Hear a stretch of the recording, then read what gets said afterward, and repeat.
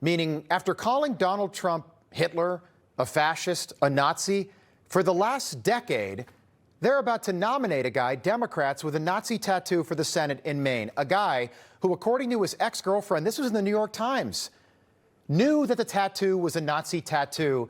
He even referred to it as his little Totenkopf, the same Totenkopf skull and crossbones symbol used by the Nazis during World War II, the SS. And to make the point even more clear tonight, we have to do this. Here is a real Nazi, a Nazi leader, a member of the SS, and that skull and crossbones symbol on his hat is the same symbol Graham Platner had tattooed on his chest 20 years ago. And that's who Democrats are about to nominate tonight for the Senate in Maine. Again, just to be clear, Democrats have called Donald Trump a Nazi and a fascist for 10 years, and tonight they're going to nominate a real Nazi for the Senate. Allegedly, of course, reportedly, of course. But why would anyone get a Nazi tattoo if they didn't sympathize on some level with the Nazis? We think these are fair questions. It's also worth noting, again, that the most anti-Jewish version of the Democrat Party that we've ever seen is about to nominate a guy with a Nazi tattoo. That can't be an accident. That can't be a coincidence. And Graham Platner is about to become the most extreme Democrat nominated for the Senate since Robert Byrd, who was literally, at one time, a member of the Ku Klux Klan.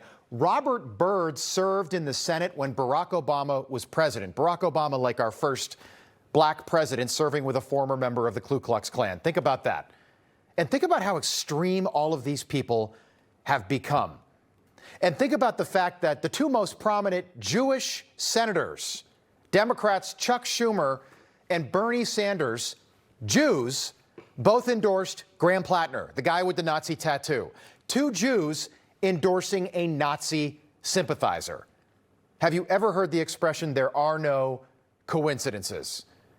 And then you think about what Democrats have said in the past about Donald Trump, and then you watch many of these very same Democrats try to defend Graham Platner while still calling Donald Trump a Nazi.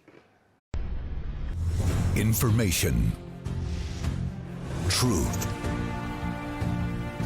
is freedom. Is Newsmax.